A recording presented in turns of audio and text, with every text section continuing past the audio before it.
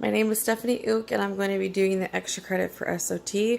We're going to be doing preliminary exams first, and so what we're going to be doing is postural analysis. So what I'm going to be doing is I'm going to stand to the side of the patient, and using my thumb, I'm going to place it at the acromion.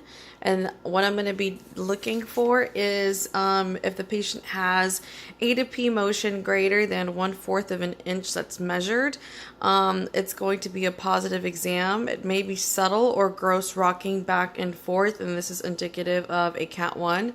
Next, I'll have the patient turn, and their back will be facing me, so if the patient can turn, I will place my finger at the level of S2. And what I'm going to be looking for is that the patient will move, if the patient moves side to side greater than 1/4 of an inch, if the patient moves to one side and stays there, this is indicative of a positive exam, and this is for a Cat 2. And this lateral motion is caused by a reaction of trauma to the SI joint. And a Cat 3 would be no sway, but there's going to be an antalgic lean, and the patient may be experiencing sciatic radiation. So next I will be doing the first rib head analysis, and I'm going to be standing behind the patient. And so what I'm going to be looking for is palpating for the T1 rib. I'll be doing this bilaterally, but for the purpose of this exam, I'm holding on to one.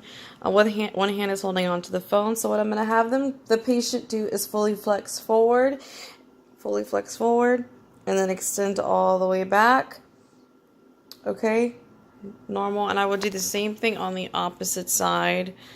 So do it again. Come back. And so what I'm looking for is the side that is hypermobile. It is usually the side of the SI lesion.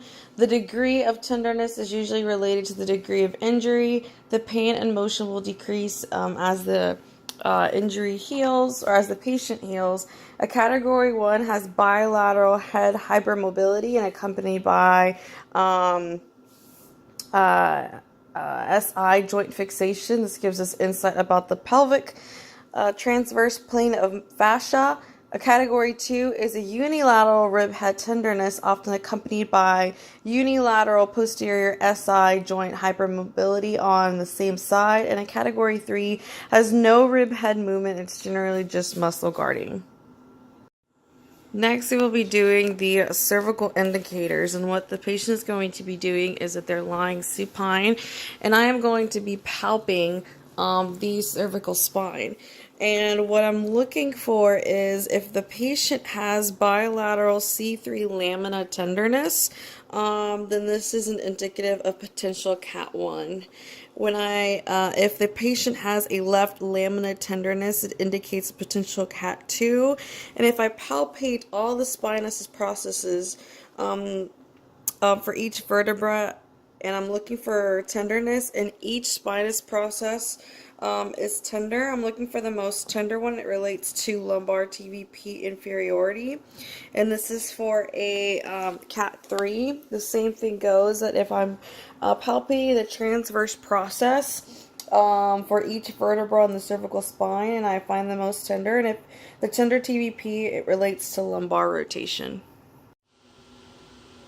Next, I will be doing the cervical compaction test. The patient will be lying supine, the doctor at the head of the table, and I will gently lift the patient's head off the table. And what I'm going to ask the patient to do is to place their hands on their stomach. I'm telling the patient to lift their legs 8 to 24 inches, and I'm going to note how difficult or easy it is for them to do. Can you please lift up your legs? Okay, you can put them down. Now I'm going to place my hands together on both sides of the sagittal suture and press S to I. I will ask you to do the lift up your legs again. And I will note that if it becomes easier, it's a C-spine. If it becomes harder, it's a pelvic issue. So what I'm going to do now is I will make sure that the patient nose and chin remains parallel to the floor during this motion, and I'm going to be identifying if there is a restriction in these cervical steps. So at the first step is T1, and C7. At the second step, it's C6 to C5, third C4, C3, and fourth C2, C1. And if this patient has a restriction at the first level, I'm going to be checking for any anteriors at the level of T1 to T4. And to correct this motion, I will do a figure 8, keeping the patient's nose and chin in a sagittal plane, and then I will recheck for any restrictions. I am now doing a basic 1. The patient is supine, not on blocks, and I'm going to be at the head of the table, and what I'm going to be doing is supporting the patient's head with the palms and fingertips along the nuchal line. And what I'm doing is I'm waiting for the pulse and the CSF surge to equalize, and I will treat approximately 1 minute. The basic 3 test is the patient, again, supine, doc at the head of the table. My thumb is on either side of the sagittal suture at the most tender point. I will figure out which one is most tender and be on either side. And my fingertips are on the parietal bone about 1 inch above the pinna of the ear. The line of drive for the parietal bone is to lift up and out on the parietals, and the line of drive for the sagittal sutures is medial to lateral, my right thumb on the left parietal, my left thumb on the right parietal, separating while lifting my fingers. I will now be performing a category 2 psoas. The patient is supine. I'm ensuring that the patient is not wearing a watch or a belt, and what I'm going to do is I'm at the head of the table and I'm going to grasp the patient's arms and I'm going to traction back, identifying the short arm. When I do and I indicate which side the short arm is, I will be on the opposite side.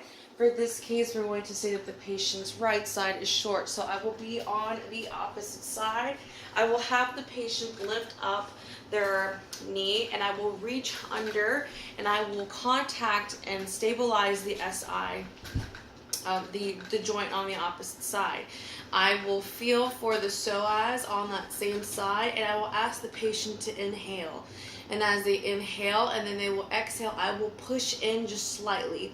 As they inhale again deeply and exhale, I will then again push inwards. And as they do it for the third time, I will goad and try to strip that psoas to relax it. When I'm done, I will have the patient lift their leg down and I will recheck their arms to make sure that their arms are nice and even. For a Cat 3 psoas, it is very similar to the first, making sure that the patient is supine, making sure that the patient has no watch or no belt.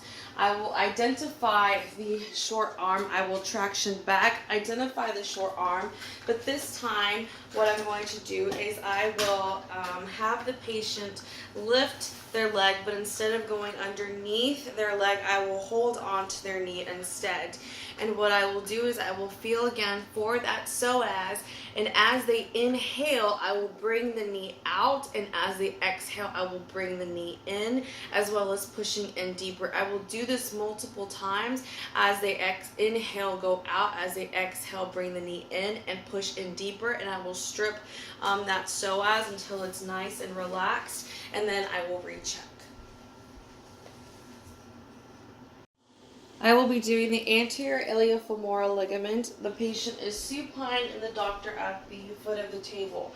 I will be internally rotating the ankle, trying to figure out if there's any restriction. And for the sake of this patient, it's going to be on their right side. I will stand on the contralateral side, contact the trochanter, go right underneath where the ligament is. I will have the patient internally rotate their ankle, and as they externally rotate it, I will lift up gently to help release that. They will do it again, internally rotate, I will relax. As they externally rotate, I will lift again. And on this last one, the patient, when they externally rotate, they will do it very quickly on the count of 3. 1, 2, 3, and then I will pull in.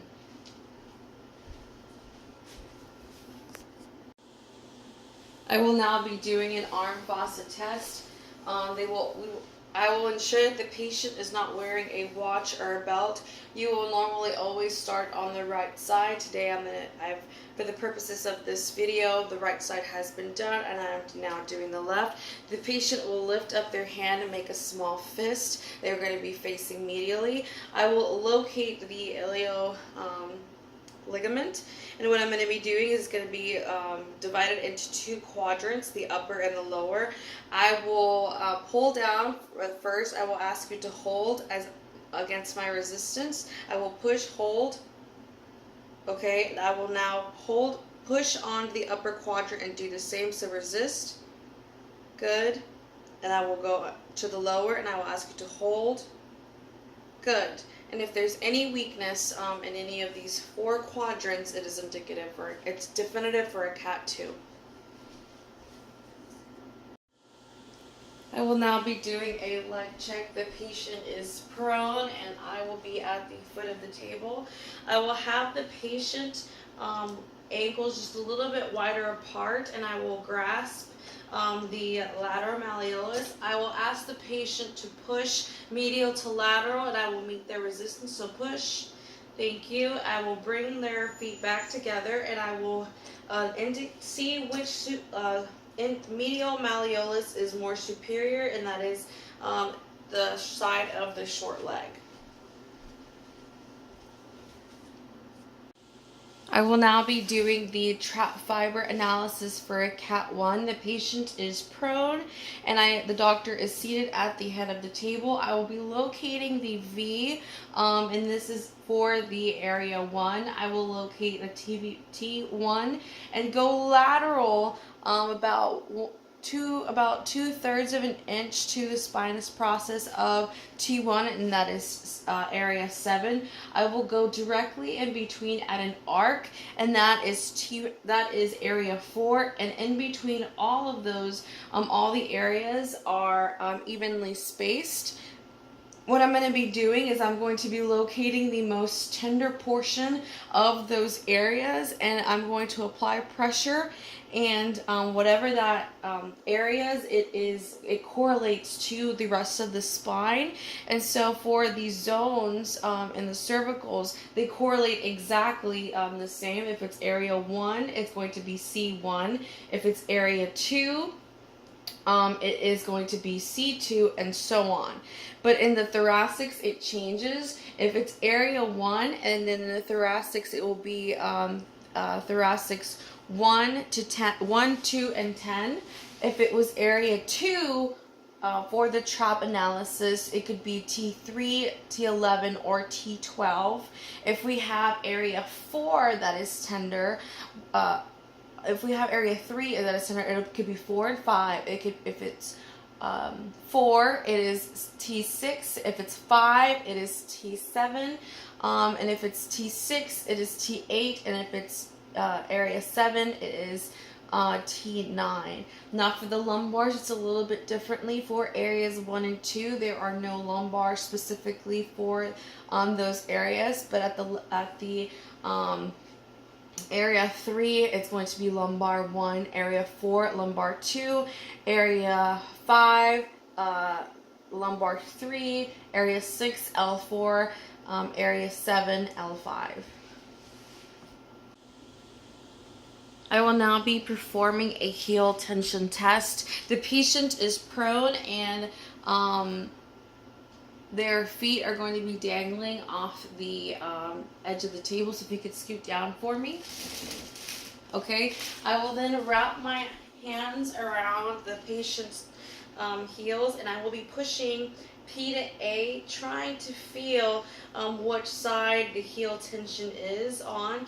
If it's not on the side of the short leg, I will perform an SOT adjustment, which is just dorsiflexion and plantar flexion, and then I will bring the patient's ankle down, and I will feel for this again. And if the heel tension is on the side of the short leg, it confirms CAT 1.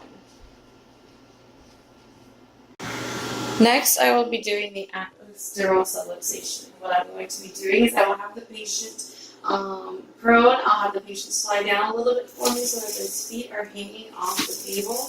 What I'm going to do next is I'm going to put my hands on the top of his heel, and I will ask the patient to turn left, and I'll have him turn right. And what I'm feeling for is for one of the heels not to traction superiorly. That's, for this case, it will be the right. So I will have the patient look down, and I will traction the long leg first. So for this case, we're going to say it is left is long.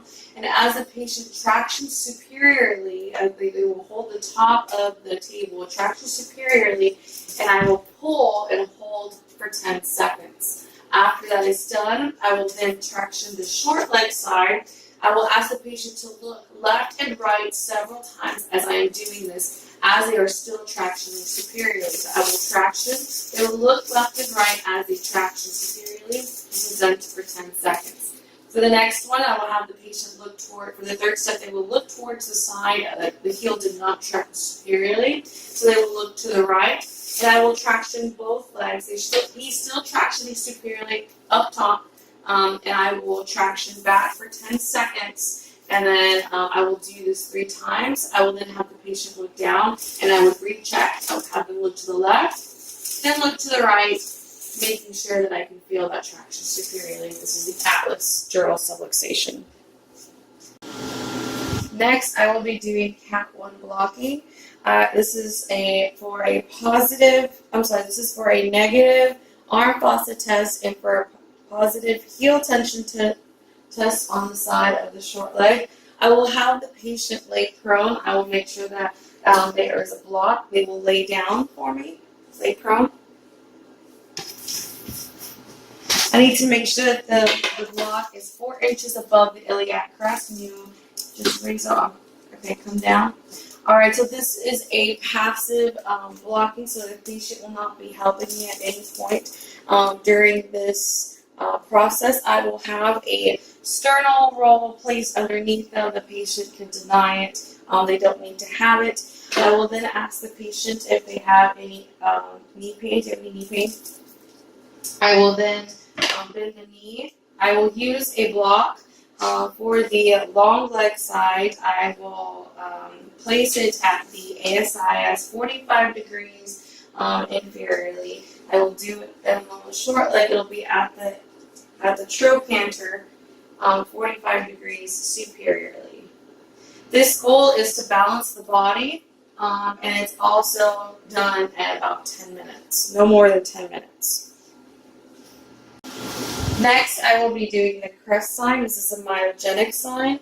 The patient is prone, no, not on the blocks. I will reveal the lumbar spine. So what I'm doing is I'm going to locate the L4 spinous process. And once I'm at the level of L4, I will go out an inch. I will use the Davis stretch sign. Using my thumbs, I will kind of push inwards, feeling for any pain, or to asking them if they have any pain. If not, I will come to the Davis contractile sign using 4 fingers. I will push medially, trying to see the side that doesn't have as much muscle. The side that does is the side of the major sign. This patient has it on the left side. I will then block this patient, so if you could please rise really quick for me. I will block them as a category 1.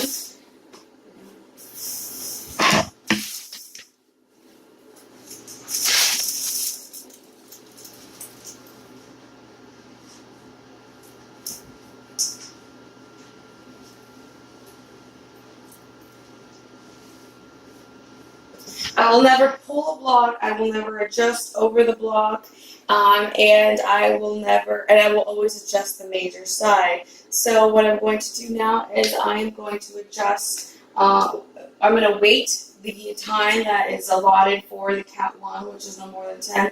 If the patient is 10 minutes, if the patient's not getting any better, then I will goad the major side, trying to see if this makes it get any better.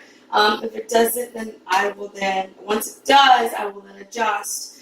So for this patient, I will do a toggle. So it's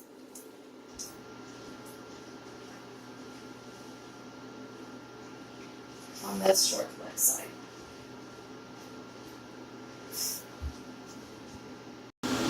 Next, I will be doing the dollar sign. It is a neurogenic sign. The patient is lying flat, prone, and I will be evaluating the dollar sign. It is going to be 2 inches lateral, 3 inches down from the PSIS, and I will feel for which glute has more muscle.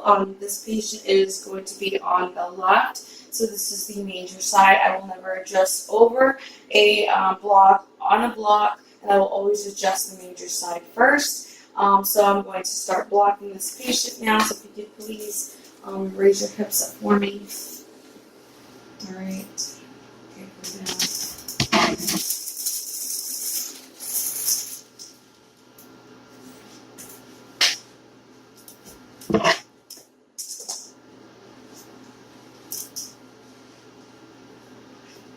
I will wait the allotted time. If the patient's not getting any better, then I will goad the side to see if it will get any stronger. Once it does, then I will complete the adjustment, and I will do a sweep on this side and a PSI toggle on the other.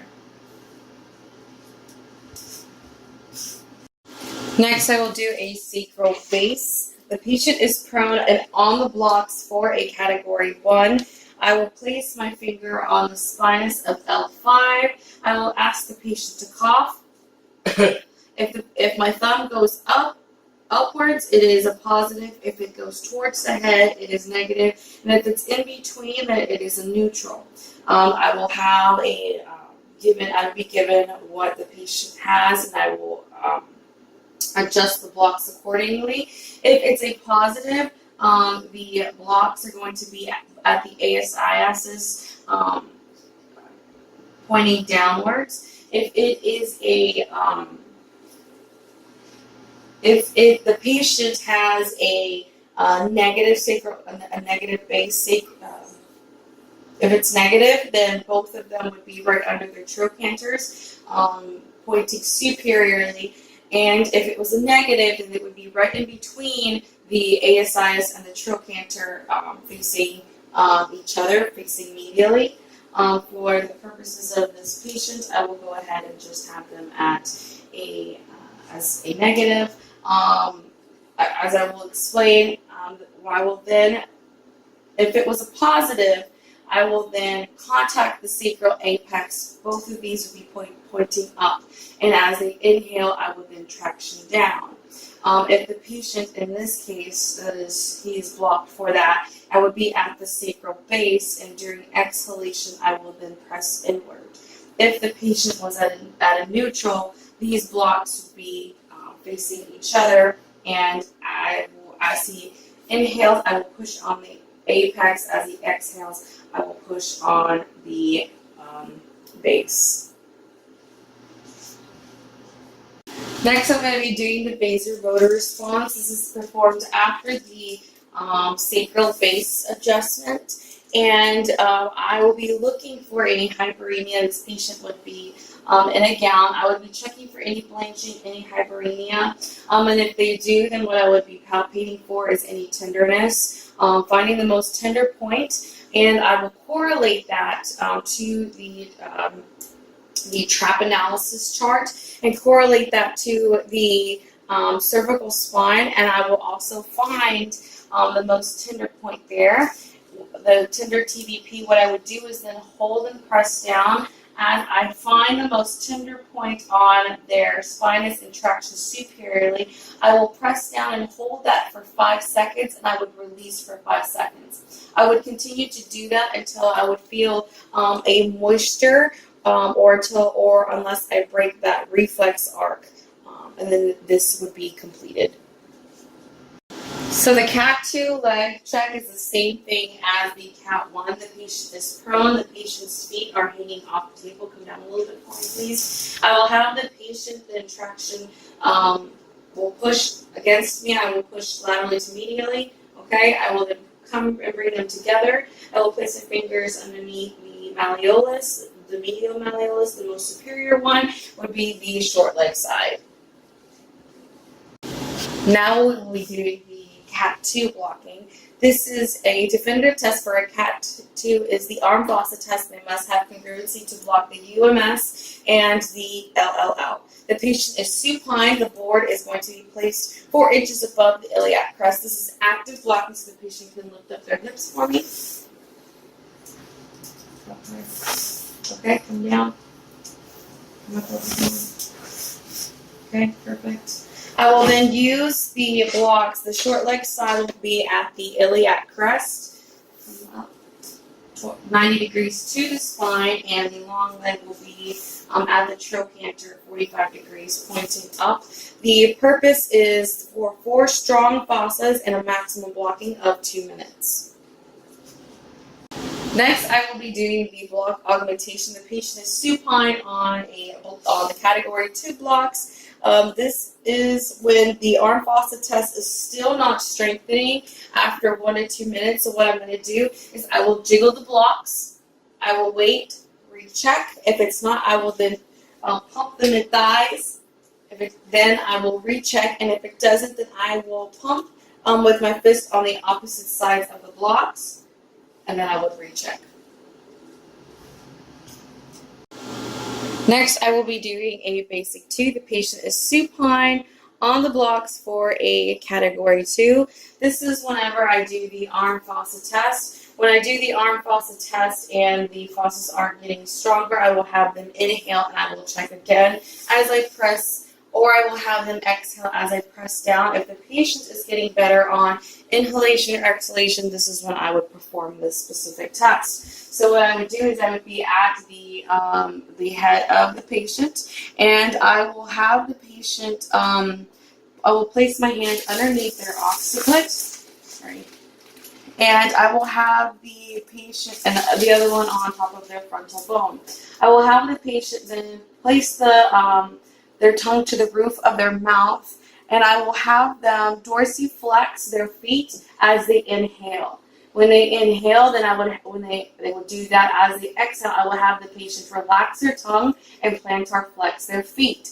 And what I would be doing is, if it was an inhalation assist, as they dorsiflex, push their tongue to the roof of their mouth, I will then pull S to I on the frontal and the occiput as they exhale. So if they could breathe in, dorsiflex, push the roof, put it to the roof of your mouth, and then you exhale, then I would traction S to I. If this was an exhalation assist, I will then push S to I on both during inhalation and then relax on exhalation. So again, as they inhale, dorsiflex, put roof to the roof of your mouth. I will traction S to I during inhalation and relax during exhalation. You would then plantar flex. Next, we'll be doing the sacral cup. In the sacral cup, I will have the patient extend one leg up. I will then have push down, okay, to the other side, push down, okay. If one side is weak, then what I would do at the level of S1 and S2, that is the upper cup. At the level of S3 and S4, that is the lower cup. If the side is weak, let's say for instance in the left side, the patient will lift their leg up again. I will apply pressure on the upper cup and I will test again. Then I will do the same thing, come up again for the lower cup. If that gets stronger, the cup that gets stronger, I will apply about 5 to 10 pounds of pressure and hold that for about 10 seconds, and then I would recheck to make sure that those cups are now strong. The trap fiber analysis is the same thing for a CAT 1. I will locate the V. This is the area 1. I will go to T1, go lateral 3/4 of an inch. That is area 7. I will then check right in between at an arc. That is area 4. All the other areas are evenly distributed. I will palpate each and every area, looking for the most tender one, and then I would correlate that to the chart that correlates to the spinous processes that go that are correlated to that. The cervical spine is correlated exactly as it is for area 1 for each area, and the trap now the trap fiber. So area 1 correlates to C1, area 2 correlates to C2, area 3 correlates to C3, and so on. It's a little bit different in the thoracics. For area 1, the first thoracics would be 1, 2, and T10. For area 2, it is T3, 11, and 12. Area 3 is T4, T5. Area 4 is T6. Area 5 is T7. Area 6 is T8. Area 7 is T7. I'm sorry, T9. And for the lumbars, the area 1 and 2 do not have a lumbar specifically to those two areas. But at at area 3, it is L1. At area 4, it is L2. At area 5, it is L3. At area 6, it is L4. And at area 7, it is L5. And then I would find the spinal area that is associated to that, and I will check each spinous process, making sure, finding the most tender, I will correctly set up on it, and I will do a knife edge thrust on the specific segment, like so. And if it was a cervical, I would just do the cervical T8 figure 8. For category 3 leg check, it's the same thing as the other ones. I will have the patient prone. I will ask the patient to push against my hands, medial to lateral, and then I will come, bring the legs together, place my finger underneath the medial malleolus, finding out which one's more superior, and that is the short leg side. Next, I will be doing the glute fiber exam. So at the level of the PSIS, about an inch out is the area 5. I will go up an inch on the iliac crest. That is area 4, out an inch again, area 3, 2, 1. Whatever is most tender, I will correlate that to the lumbar spine. Again, finding the most tender point. The GFA with the cervical indicators actually tell me the level that there is a disc issue. The next thing I will be doing is CAT 3 indicators. So what I'm going to be doing is I'm looking for the calf for any tenderness, hamstrings for any tenderness, glutes for any tenderness, and TS line for any tenderness. Next, I will be performing the SOTO. The patient is prone. The indicator is sciatica. This is both diagnostic and therapeutic. So I will grab the side that is involved, and I will come out, and I will support.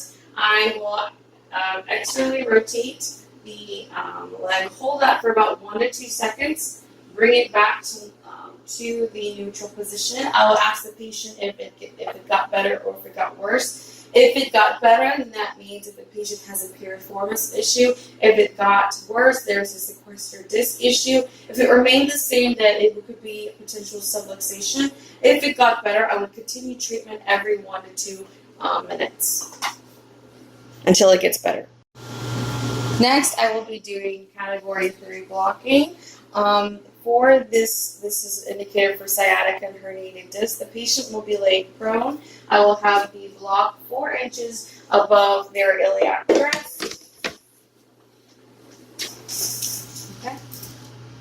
I will then ask if they need a sternal roll. It will be placed underneath their chest. They can reject the sternal roll. And so this is passive blocking, so the patient cannot help me. I will ask them if they have any issues with their knees. If they don't, then on the long leg side, the block will be at the ASIS, and on the short leg side, it will be at the trochanter. So what I'm going to be doing is, what we're trying to do here is we want to have the patient have a reduction in pain, and the maximal time that the patient can be blocked is 30 minutes. If the patient is not getting any better, then on the side of the short leg side, I will move the block in increments of 10 until they tell me if it got better. And if it didn't, I could use the long leg side and also bring it down in increments in 10 to see if it actually makes this better for them. Next, I will be doing the posterior iliofemoral ligament. The patient is prone, and I'm at the foot of the table. I'm going to grasp the proximal angles, kind of very similarly, rotating inwardly, trying to figure out which side is the restriction. I will stand on the ipsilateral side, and at the level of the trochanter, using a double thumb contact, I will actually push medially, and I will check again to internally rotating, making sure that it got stronger. Okay, next I will be doing the lumbar vertebral derotation. The patient is prone and blocked for a CAT 3. The patient is lumbar rotation can be associated with the cervical indicator tenderness of the the cervical TVPs. So C1 correlates to L5. C2 correlates to L4, C3 correlates to L3, C4 to L2, C5 to L1. So what I will do is I will have the patient grasp the top of the table, if they can grasp the top of the table. Yes. And while I bring the heel towards the glute, so whatever level that lumbar is, I will bring it to the heel towards their glute, to the side of rotation that I'm treating. I will push the spinous process medial to lateral and hold that for about 5 seconds. I will then have that relax, and I will do this 3 times for 5 seconds. Next, I will be doing the lumbar inferiority wedge. Patient is prone, blocked for a CAT 3.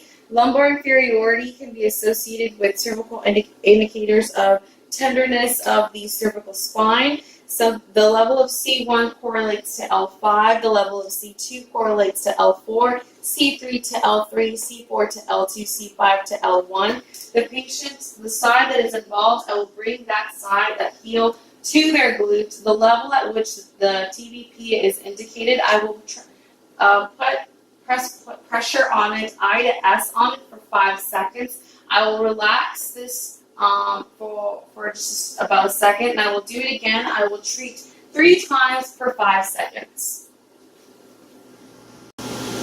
Next, I will be doing the acetabular goading. The patient is blocked on CAT 3 blocking. Acetabular pain is associated with sciatica leg pain. So what I'm going to be doing with my inferior hand, I will flex the involved side, and I will locate the acetabular, find the most tender nodule, hold pressure as I move into small circles one way, and I will keep pressure on that, and I will continue to do small circles the opposite way.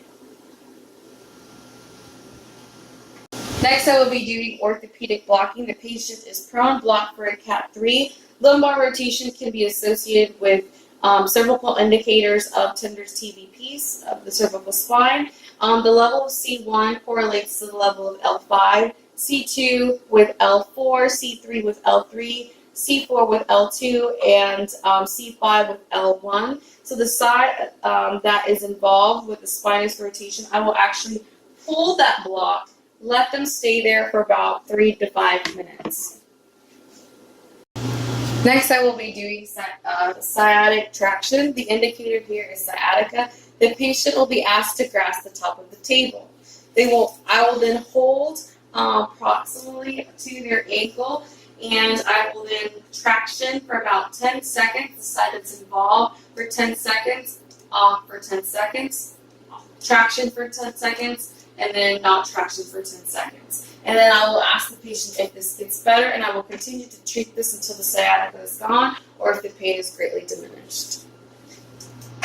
Next is the assisted sciatic traction. The indicator is sciatica, and sciatic traction did not help the patient's pain. So what I would do is I would ask the patient to grasp the top of the table. I would have an assistant hold the patient's leg with both hands because there's an imaginary person doing that right now.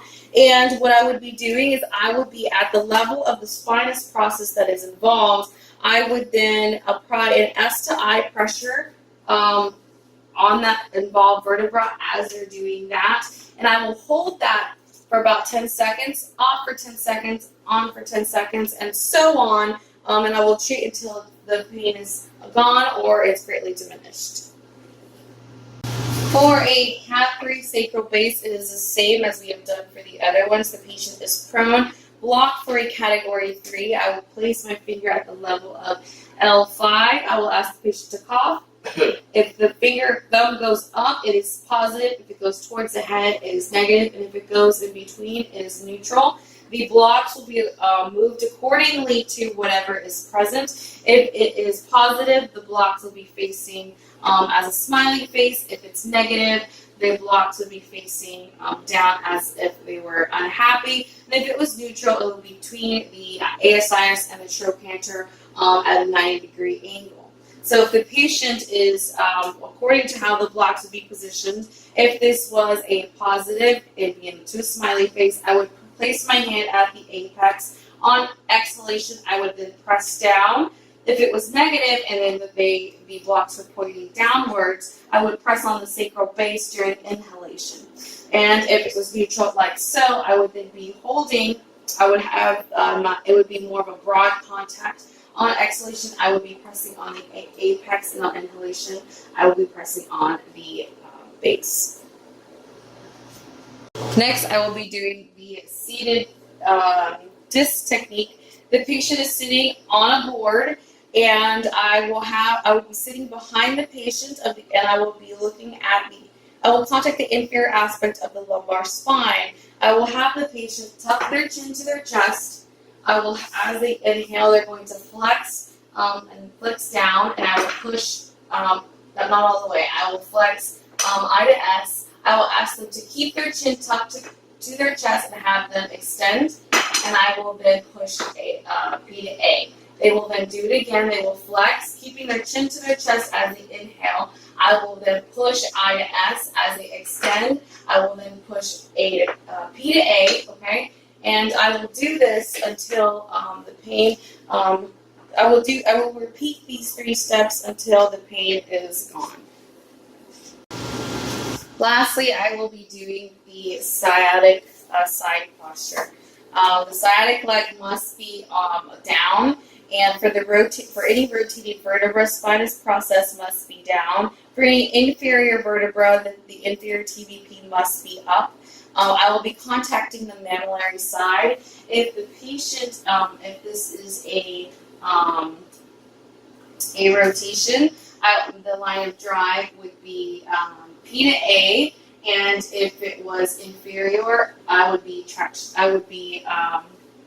the line of drive would be I to S.